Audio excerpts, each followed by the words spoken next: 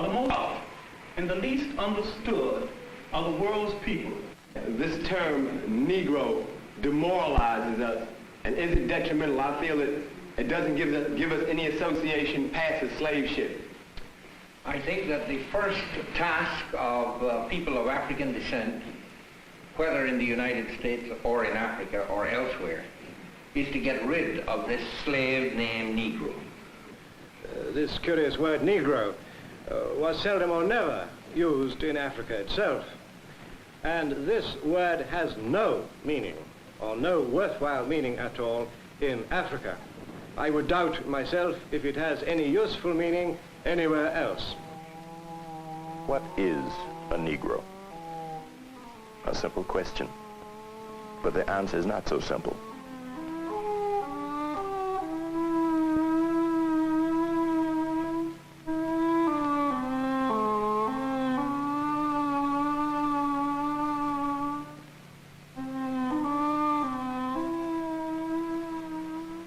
My name is Ossie Davis. I'm an actor and a writer, and the narrator of our series of programs on the history of the Negro people. I'm also a Negro. What is a Negro? In Africa, the word Negro has no meaning. In Brazil, a Negro is a man who's very poor and very black. And in the United States, a man who has any quantity of Negro blood, or whatever that is considered a Negro. Are Negroes a race, a people, or a condition? Our programs will be asking this question in many ways and in many different settings. Our odyssey will take us throughout the world to Africa, where we will explore the relationship of American Negroes to the land of their origin. To Brazil, where we will ask, is Brazil a racial paradise? And throughout the United States. Our aim in this series is both a modest and an ambitious one. We will be asking many questions and perhaps answer only a few. For there is a vast ignorance of Negro history among whites and Negroes, and the job of filling this vacuum is massive. Do Negroes have a heritage and a tradition like the Greeks, the French, the Anglo-Saxons? Or are we something less, as others have portrayed us? Everywhere we have looked, we have seen Negroes as savage and barbaric, humble and self-sacrificing, scared and childish and inferior.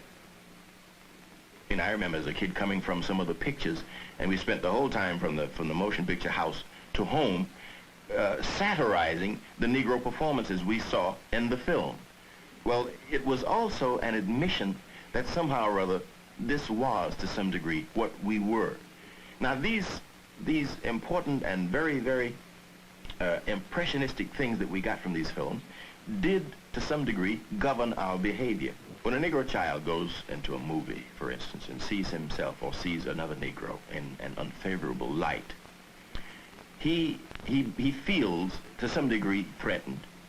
He feels uncomfortable, and a great deal of his laughing at that situation will be the kind of laughter that protects him. It's a nervous attack against him, his self, the way he looks at himself, the esteem with which he holds himself, and how he will rate with his fellows in the streets. You know, it's seeing something happen to you that you can't control, which leaves a scar, which leaves you feeling inadequate. You know, you don't feel loved. You're ashamed to look at yourself, ashamed to go home, ashamed to talk to the boys next door, ashamed even to ask these questions of your parents, although sometimes you do. It's a horrible situation, and sometimes we never get over that. As a Negro, I honestly tried to believe that I was somebody, and I've always fought during my life to keep that feeling that I did have some value. And I say value knowing what that word means. And there's been many a night in my life when I went to sleep and known very deep inside me that I really wasn't worth much. I still do not really know what being a Negro is or what it means. It means that my skin is a little bit darker. It means that my cultural exposures have been somewhat different to other ethnic groups. It may even mean that as a human being, I might be more sensitive to need and despair.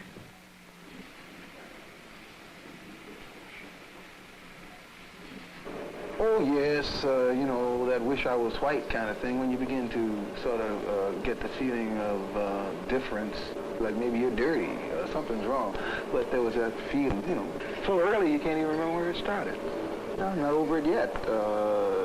It's part of my American heritage. We were told we were a people without a past and without a future.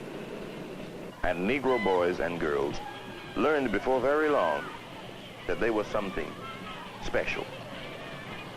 You know, at an early age, as soon as you start school, you begin to catch on to the whole racial thing. But once you get into school, you begin to know it and know there's a difference, and that the difference is against you.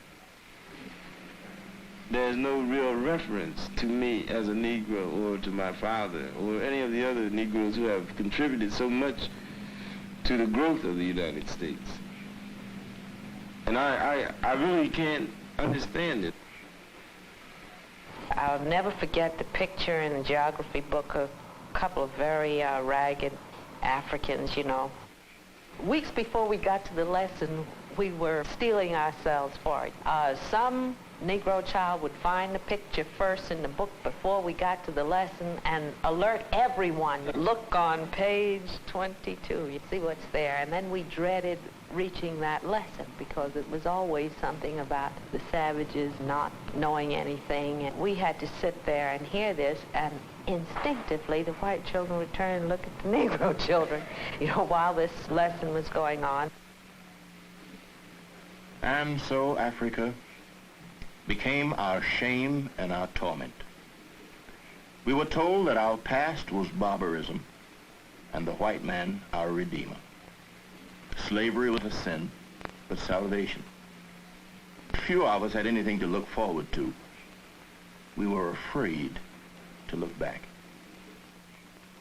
In 1958, Lorraine Hansberry wrote a play, A Raisin in the Sun, that showed the conflicts created for American Negroes by their African past.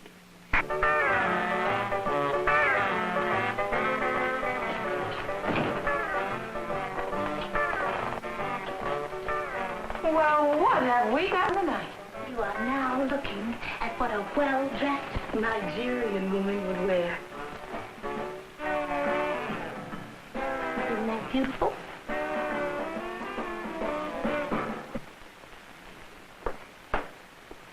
Hey, look, honey, we're going to the theater. We're not going to be in it, you know. George, I don't like that. Do you expect this boy to go out with you looking like that? Well, now, that's up to George, if he's ashamed of his heritage. Oh, dear. Oh, dear. Here we go again. A lecture on our African past, on our great West African heritage. In 1 second, you know, we're going to hear all about the great Ashanti empires, the Songhai civilizations, the sculpture of Benin, some poems in the Bantu, and then the whole monologue is going to end up with the word heritage. Let's face it, baby, your heritage ain't nothing but a bunch of raggedy spirituals in some grass huts. Grass huts?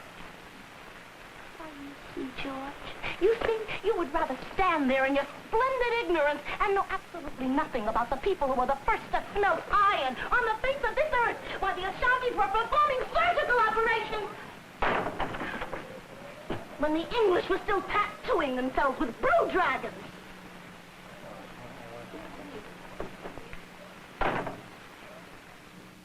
At the Heritage Program of How You Act, a federally sponsored effort to develop better opportunities for Harlem's Negro youth, a new version of African history is being taught.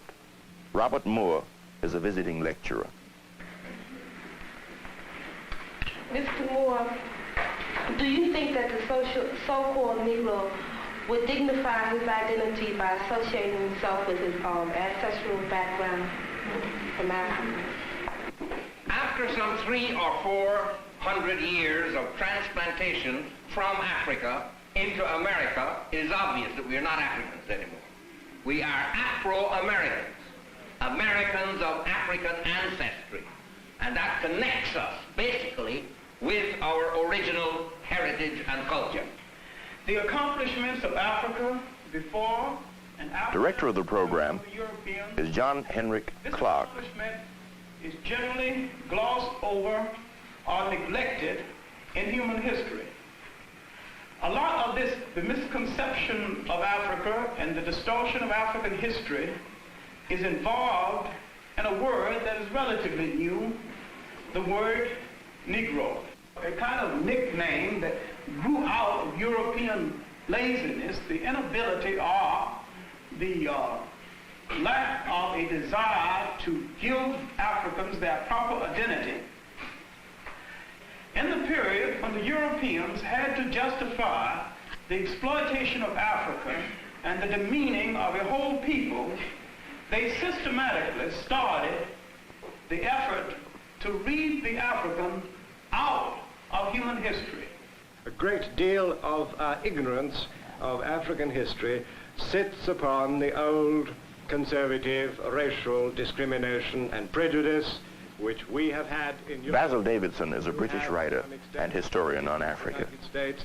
It still sits upon the belief, perfectly unscientific, quite unbased in any scholarly discipline, that the Africans, that is to say, if you like, the Negroes, are people of some sort of inferiority to others and therefore have not been able to develop in the same way.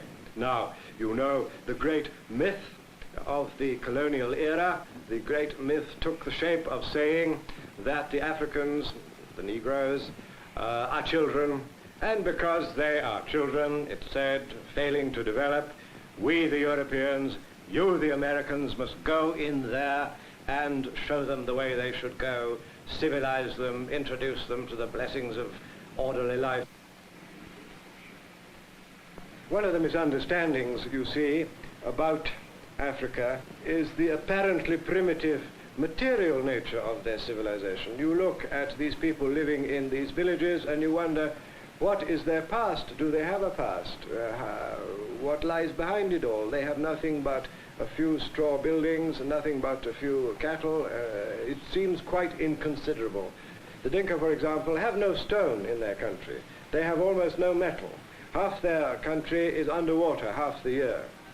They cannot build and could never possibly build an imposing material civilization, but their achievement was, of course, to learn how to master their environment, and this they have done with quite outstanding success, so that the outside picture, the superficial picture, gives no indication at all of the depth of their culture. These are the people who have mastered the problems of taming this difficult, vast continent with all its extraordinarily great obstacles to living, its swamps, its deserts, its mountains, and its forests. The story of Africa over the last 2,000 years has been one of quite epic dimensions. Africa. Endless deserts, scorching and windswept by day, bitterly cold at night. And the Sahara, the world's largest desert, a harsh, bleak expanse of land challenging anyone to cross it.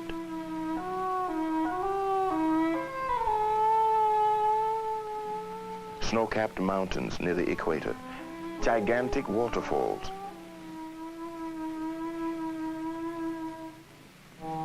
in the jungle mists and rain almost daily.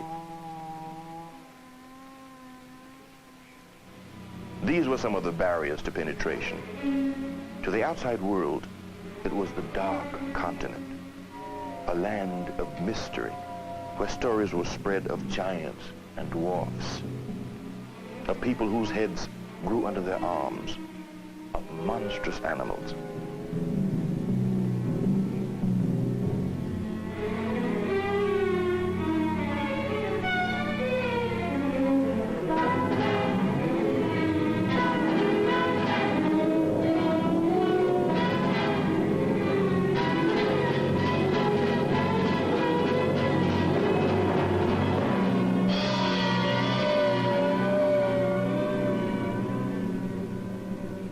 it is here, in this forbidding other world, that what may be the remains of the first man were discovered.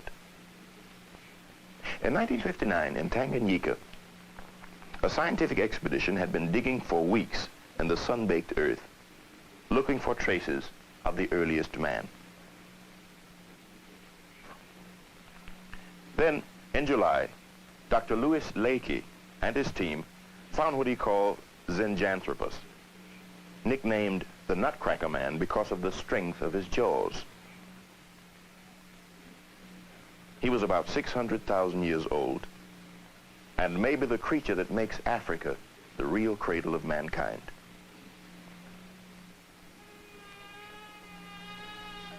The records of ancient Africa begin with Egypt about 3000 BC.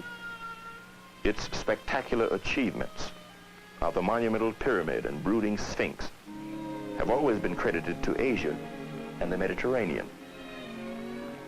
But there is growing evidence that Egypt owes more than originally thought to the land to the south, Kush, the land of the Negroes. About 700 BC, Kushite kings conquer Egypt and become the 25th dynasty. Little is known today about the land of Kush, but in the ancient world, it was highly respected.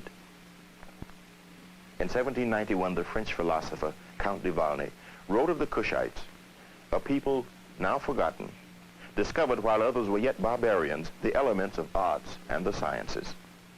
Then, in about 325 AD, Kush is attacked and destroyed and disappears from our view. For the rest of Africa, there is little we can say for certain. Except for the Kushites, Africans had no writing.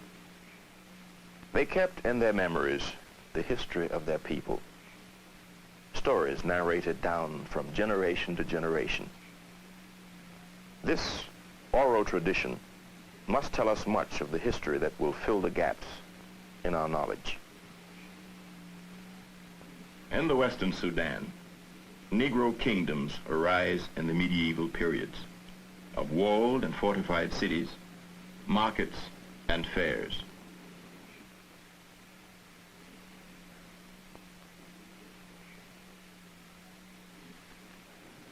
Ghana is the earliest of these civilizations, going back to 300 AD. In the 8th century, an Arab writer tells us that the Arabs sent an expedition to this pagan land of gold.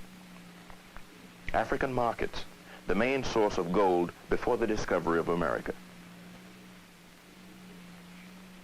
Then, about 1067, Arabs from the north, fired by their new faith, storm into the Western Sudan.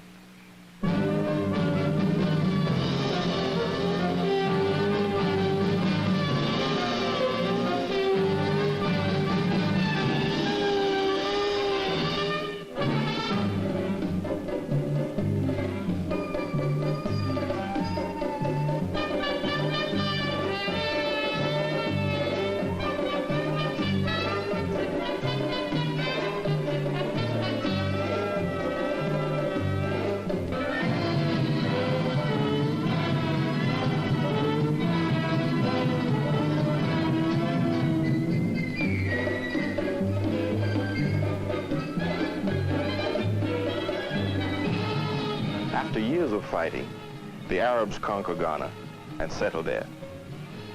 From this time on, trans-Saharan caravan trade flourishes. And with the trade comes Islam. Islam spreads through West Africa. When Europe was going through a so-called Dark Ages, Muslim culture is the main advancement of human knowledge.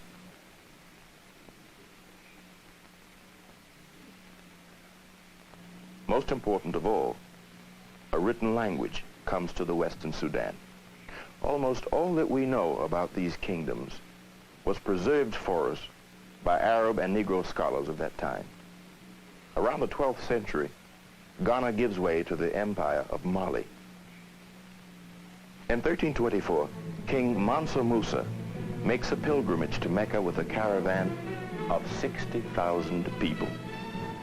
An Arab traveler arriving in Mali in 1353 wrote, "The Negroes have a greater abhorrence of injustice than any other people. Neither traveler nor inhabitant of this land has anything to fear from robbers or men of violence."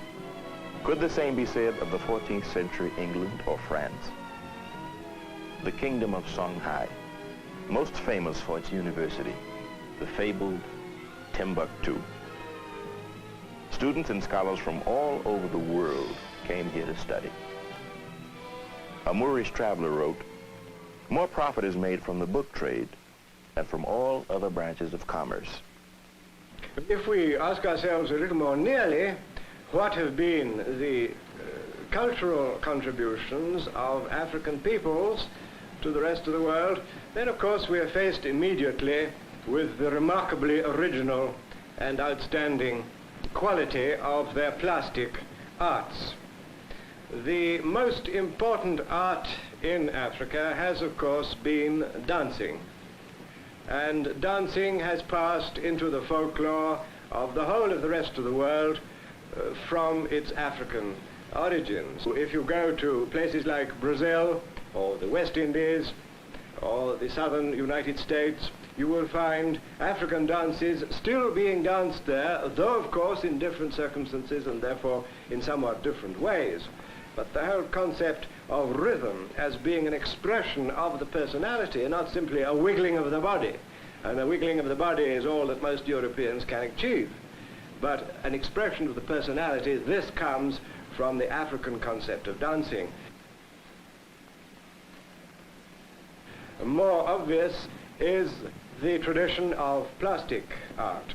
A large number of African peoples have developed forms of sculpture in wood, or in stone, or in ivory, or in brass, or bronze, or iron, or gold, which are of great effectiveness and great originality. And this too, of course, is passed into the general Western tradition of pictorial art and to some extent of plastic art as well. The remarkable art of Benin and Ife. The bronzes of Benin were said to be worthy of Cellini. Europe was amazed at the discovery that Africans could perform such an impressive creation of bronze casting. African sculpture burst upon the European art world. It became a major influence in the modern movement. Picasso, Braque, Modigliani, Leger, Derain found in African sculpture a freedom and a vitality they had been searching for. Here was no slavish imitation of nature, something the camera could do better, but a new and fresh way of looking at the world behind the appearance. We have only skimmed the surface of the history of African civilizations, and there are wide gaps in our knowledge. Among the riddles of ancient Africa are, where did the Negro come from? What happened to the Cushites after their defeat? Where did the sculptors of Benin learn their remarkable skills? We haven't even begun to penetrate some of these mysteries.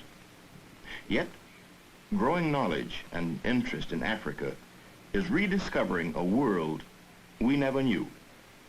And many Negroes are examining for the first time the values that were lost. My name is Eula Mazik, and I'm addressing my question to Mr. Clark. I want to know what happened to the so-called Negro culture in America. The most tragic destruction of African culture was the destruction of the African culture brought to these shores, brought to America's shores. Now, the first thing they did was to forbid the drum, forbid all African ceremonies, forbid African ornaments, literally to destroy a people in such a manner that they had to be remade in an American image. This was not exactly true in the West Indies. It was slavery, make no mistake about it. But because it was owned in Ireland, many of the Africans could communicate with each other and maintain some of the African culture, while in the United States it was impossible, because as they arrived, mother, brother, sister were split up and they went in opposite directions. Then they were resold. They might have been resold within a matter of days after they were sold the last time. So it was difficult for relatives to keep track of each other, and it was difficult for a continuity to be maintained in African culture. This was the beginning of the fragmenting of our family in this country. It was also the beginning of the demeaning and the negation of the masculinity of the black male in America. This demeaning of our culture and this reading us out of the commentary of human history has left deep psychological scars. What we are trying to do now is a massive job of rebuilding the inside, the spirits, the hopes, the history, the culture of a people. We're trying to restore those values that have been taken away, and we're trying to get across to black youth that they have a part to play in the making of a new world. They have the imagination, they have the energy. You must first restore that part of yourself that has been negated by oppression. It is as essential to you as bread and water. It is part of the food that must feed your spirit in the world of tomorrow. And it is part of what you will have to transfer to your children.